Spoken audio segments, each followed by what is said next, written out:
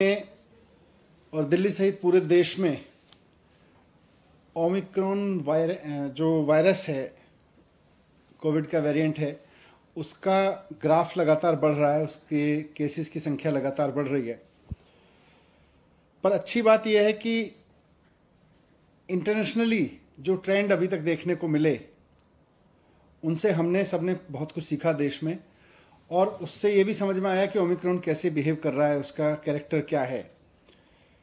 तो इससे नुकसान ज़्यादा नहीं हो रहा, ये वही ट्रेंड शो कर रहा है जैसा ओमिक्रॉन ने दुनिया के और देशों में शो किया है।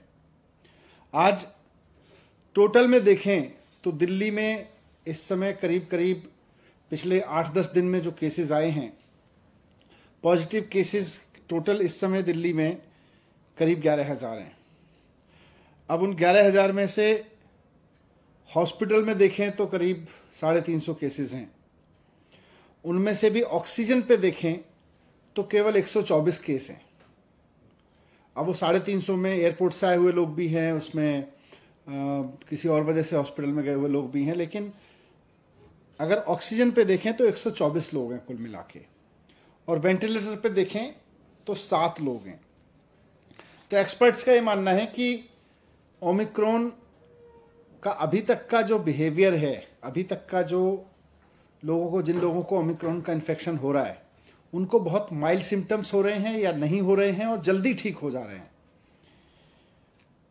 लेकिन फिर भी अगर लोगों को कोविड हो रहा है तो खतरा तो है, इसलिए इससे बच के रहना भी ज़रूरी है।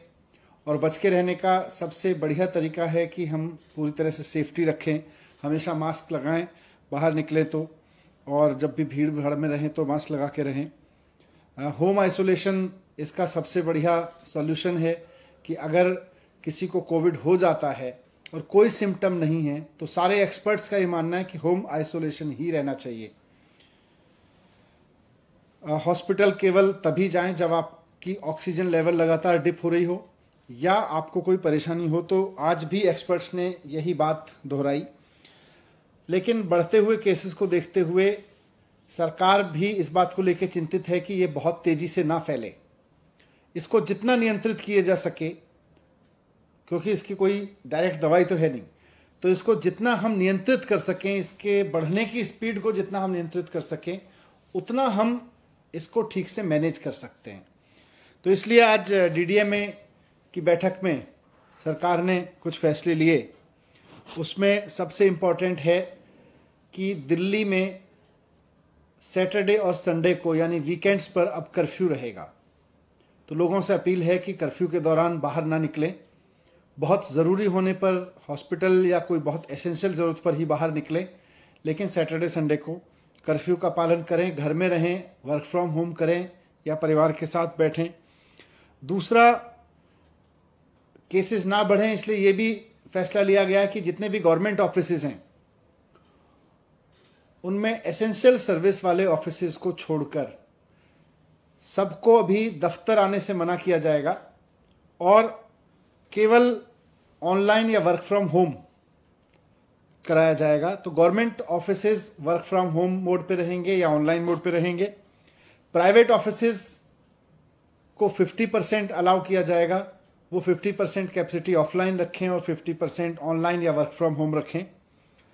एक और समस्या अभी पिछले दिनों में आ रही थी कि जो हमारे बस स्टॉप्स हैं दिल्ली में, लोग क्योंकि किसी न किसी काम से बाहर निकल ही रहे हैं, तो जो बस अड्डे हैं, बस स्टॉप्स हैं, बस स्टैंड हैं छोटे छोटे, और जो मेट्रो के स्टेशंस हैं, वो सुपर स्प्रेडर बनने का खतरा आ रहा था, क्योंकि आधी संख्या कर दी गई थी मेट्रो में कैपेसिटी की और साथ साथ बसेस में भी कैपेसिटी की, वो आधी कर दी गई थी संख्या, और उसकी वजह से मेट्रो स्टेशंस पर बहुत लंबी लंबी लाइनें लग रही थीं, बस स्टॉप्स पर बहुत लंबी लंबी लाइन लग रही थी, वहाँ भीड़ हो रही थी, कई जगह भीड़ अनियंत्रित भी हुई, और ऐसे में कोरोना ओमिक्रॉन जो है वो सुपर स्प्रेड हो सकता है वहाँ से। इसलिए इसको देखते हुए ये भी फैसला लिया गया कि बसें और मेट्रो पूरी कैपेसिटी पे चलेंगी, लेकिन एक भी व्यक्ति को बिना मास्क के अंदर अलाउ नहीं किया जाएगा।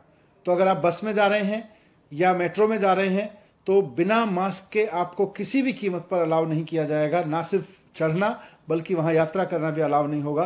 लेकिन बस और मेट्रो अब फुल कैपेसिटी पे चलेंगे, ये भी डिसीजन लिया गया। एक बार फिर से मैं कहूँगा कि घबराएं नहीं, घबराने की ज़रूरत नहीं है। मास्क को एक हथियार बनाएं, साथ साथ बहुत ज़रूरी हो तभी घर से बाहर निकलें, और जब निकलें तो अगर मेट्रो या ट्रेन से बस से जा रहे हैं तो उसमें भी ध्यान रखें कि मास्क लगा के चलेंगे। लेकिन सैटरडे संडे पूरी तरह से कर्फ्यू रहेगा। सर, कर्फ्यू रात में और दिन में उसको थोड़ा सा बता देगा? नहीं, रात में तो लगातार चल रहा है, ये दिन में भी रहेगा। और इसमें एसेंशियल सर्विसेज के लिए किन किन कैटेगरी को आप लोग? एसेंशियल सर्विसेज पहले से पिछले 2 साल से लगभग चल रहा है, तो खाने से लेके और मेडिकल से लेके और पुलिस और इस तरह की जितनी भी चीज़ें हैं एसेंशियल सर्विस में, इमरजेंसी सर्विसेज में, फूड आइटम्स, सब्जी और ये सब को नहीं रोका जाएगा।